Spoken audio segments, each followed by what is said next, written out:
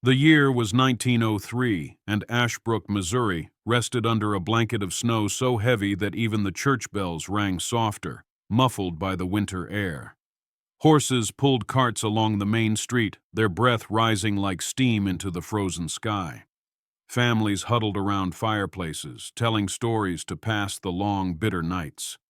But not every house glowed with warmth. On Maple Street, nestled between rows of tidy homes, stood a dwelling that looked forgotten. Its paint peeled, shutters clung by rusty hinges, and the roof sagged under the weight of snow. The house was dark, lifeless it seemed, yet those who passed by often whispered, for something about it felt awake. The townsfolk called it the Harrington House. Years before, the Harrington family had lived there, a respectable couple and their young son. Then, a fire had struck the Harrington mill, taking the lives of Mr. and Mrs. Harrington. The boy, people said, had been sent to distant relatives. Since then, the house had stood empty, but every winter the whispers returned. On its frost-covered windows, a smile would appear, not once, but again and again, drawn in the ice as though by an unseen hand, sometimes crooked, sometimes wide, sometimes faint, as if traced by trembling fingers. Children dared each other to run past at night, swearing they saw flickers of movement. Adults scoffed, though none lingered there after dark. To most, the Harrington house was a mystery best left untouched. Among those who passed the house daily was Anna Whitmore, a 17-year-old girl with a restless curiosity. She worked at the local bakery, carrying baskets of bread through the streets at dawn. Each morning, she slowed her steps when she reached the Harrington house. There it was again, a new smiley face etched on the frosted glass. One day lopsided, another day faintly heart-shaped, as though the person behind it had been playful. "Strange," Anna whispered, her breath forming clouds in the cold air. "Who keeps doing this?" Her curiosity grew into quiet obsession. Unlike others, she didn't laugh off the rumors. She wondered instead, what if someone really was inside? One evening, Anna told her best friend, Clara Evans, about the changing smiles. The two girls sat by the bakery's fire, sipping cocoa. "It's probably just boys sneaking around to scare people," Clara said with a grin. "You know how they are." But Anna shook her head. "Clara, I've looked. There are no footprints in the snow. No one's been near the place. Yet the smiles change every day." Clara rolled her eyes but couldn't hide the unease flickering across her face. "Then maybe you should stop staring at it. You'll give yourself nightmares." But Anna couldn't. Something about the Harrington house tugged at her heart like an unanswered question. A week later, as the sun dipped behind the trees, Anna lingered by the gate of the Harrington house. The street was empty, the snow crunching beneath her boots. Then it happened. A shadow moved across the upstairs window, not the shape of a man or woman, but small, slight, like a child. Anna's breath caught. She pressed her gloved hand against the iron gate. For a heartbeat, she swore she saw eyes looking back at her, wide and frightened, peeking from behind the curtain.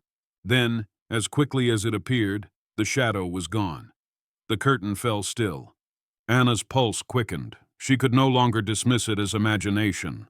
Someone was in that house. But when she mentioned it to others, no one listened. The grocer waved her off. "It's just superstition, girl. Place has been empty for years." An old man at the post office muttered, "Spirits linger where tragedy strikes. Best to leave them alone." No one wanted to ask questions. No one wanted to care. Ashbrook was the kind of town that looked the other way, clinging to comfort instead of curiosity. The Harrington house was easier to forget than to face. But Anna couldn't forget, not after the shadow she saw. One snowy morning before the sun had risen, Anna stood at the Harrington porch.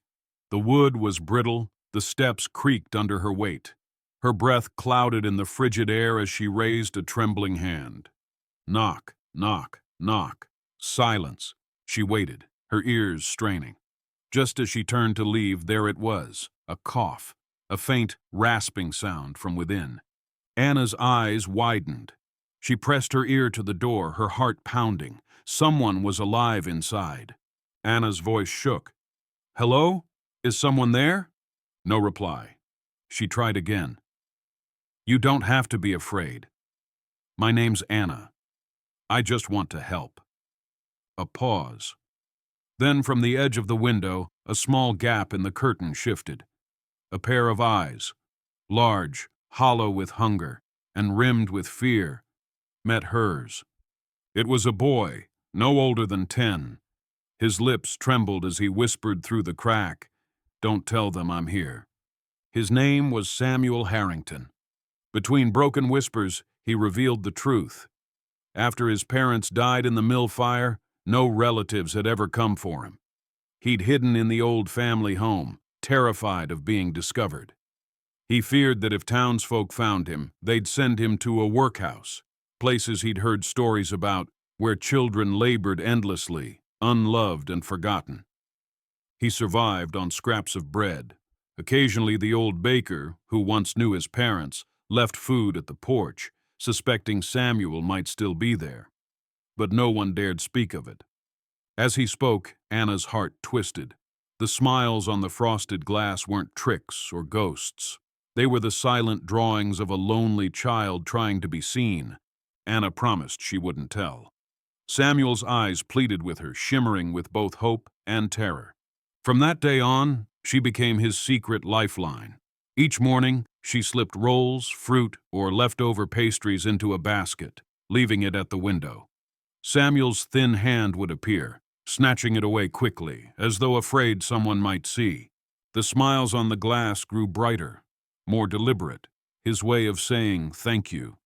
But with every passing day, Anna's secret grew heavier.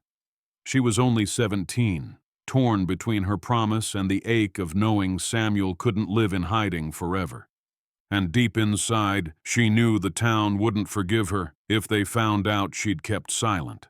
The days stretched on, and Anna found herself trapped between two worlds. Her life in the town, bustling with routine and chatter, and her hidden bond with Samuel, fragile and secret. Clara, sharp-eyed as always, began to notice. "You disappear after work," Clara accused one evening. "And you look, different." Troubled. Anna's lips pressed shut. She wanted to tell her, but Samuel's pleading voice echoed in her head. "Don't tell them I'm here." Each night, as Anna lay awake, she wrestled with guilt. What if Samuel became sick? What if the townsfolk discovered her secret? Yet she also feared what would happen if she betrayed him. Her silence weighed heavier than the snow on the rooftops. The winter of 1903 grew crueler with each passing day. Blizzards swept through Ashbrook, cutting off supplies, freezing the rivers, and keeping families huddled indoors. One night, Anna slipped through the storm to Samuel's house. She found him curled up by the dying embers of a small fire, shivering violently. His cheeks burned with fever, his lips cracked. "Samuel," she whispered, rushing to his side. She touched his forehead. It was scorching. His eyes opened weakly. I don't want to go away, Anna. Don't let them take me." Her throat tightened. The boy was wasting away before her eyes. She realized then that secrecy could cost him his life. Anna ran through the storm, her cloak whipping behind her, until she reached Clara's house. She burst through the door, her face pale, tears streaming. Clara's family looked up in alarm. "Anna, what's happened?" She swallowed hard, then confessed everything. Every smile on the window, every meal she had hidden, every secret meeting. Clara stared in shock, but didn't hesitate. "Then we help him. Together." Her father, Dr. Evans, was a kind man, though stern. When Clara pleaded with him, he grabbed his bag without a word. That night, under the veil of snow, they entered the Harrington house. Dr. Evans knelt beside Samuel, examining him carefully. "He's burning with fever," he murmured, "but he's strong. With medicine, he'll recover." For the first time, Samuel's frightened eyes softened. As the days turned into weeks, Anna and Clara took turns visiting Samuel. They brought him broth, blankets, and medicine. Samuel began to trust them, even smiling faintly when Clara joked about her clumsy mittens. Yet, the risk grew greater. The townsfolk noticed Anna's absences, and whispers began to spread. One neighbor muttered about seeing a figure moving in the Harrington window. Another claimed, the abandoned house isn't empty after all. Anna's heart pounded with dread. If the wrong person found Samuel, he could be dragged to an orphanage, or worse, a workhouse. But when Samuel clasped her hand one night and whispered, "Thank you for not leaving me," Anna knew she couldn't turn back. Slowly, Samuel regained his strength. The fever broke. His thin cheeks gained a faint blush of health. On the frosted window pane, his smiles grew larger, drawn with confidence. Some had crooked noses or playful eyes, as though he was no longer just surviving. He was learning to hope again. Anna often stood outside, watching the drawings appear. To others, they remained a mystery, a town legend. But to her, each smile was a message. I'm alive. I'm grateful. I'm not alone anymore. It was the first time since the fire that Samuel dared to believe in tomorrow. But fate, as always, had its own plans. One stormy evening, a group of men passed the Harrington house. Through the frost, they spotted movement. Excited whispers spread like wildfire. "There's someone inside!" By the next morning, a small crowd had gathered outside the house, their breath forming clouds in the cold air. Some shouted about vagrants, others muttered about trespassers.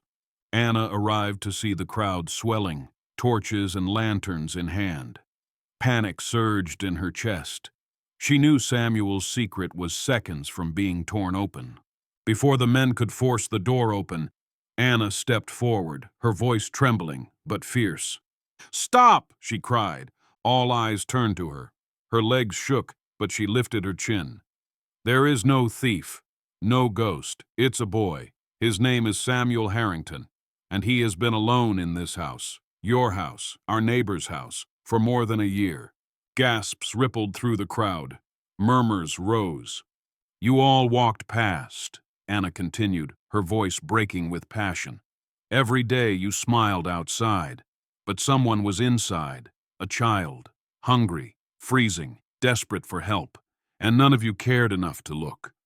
Her words cut through the night like a blade. The crowd fell still. The grocer who had once dismissed Anna lowered his head. Mothers clutched their children tighter. Finally, an elderly woman stepped forward, tears streaming down her cheeks. "We failed him," she whispered. One by one, shame replaced suspicion. The anger in the men's faces melted into regret. Samuel peered from the window, his eyes wide with fear. But when he saw Anna standing there, unwavering, he realized he wasn't invisible anymore. From that night forward, Samuel's life changed. He was no longer the hidden shadow of Maple Street. Families took turns bringing food and clothes. Dr. Evans offered to educate him alongside Clara. The old baker, who had left bread on the porch, embraced him with tears. "I knew you were still here, lad. Forgive me for not doing more." Samuel laughed for the first time in years, a sound bright enough to echo through the winter night. Anna watched with tears in her eyes. He was no longer a ghost in his own home. He was a child again, with a future. Years later, Samuel grew into a man of quiet strength and deep compassion.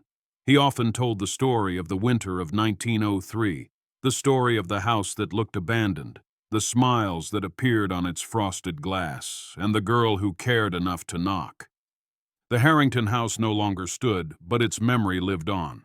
Parents reminded their children, "Remember the frost on the window. Remember that behind every smile, there may be someone hiding a story unseen." And Anna, who had once chosen courage over silence, lived her life with the knowledge that kindness, one simple act of looking deeper, can awaken the heart of an entire town. The legend of the frosted smiles became Ashbrook's reminder that sometimes the smallest handprint on the glass is the loudest cry for help. And sometimes, all it takes is one person to listen,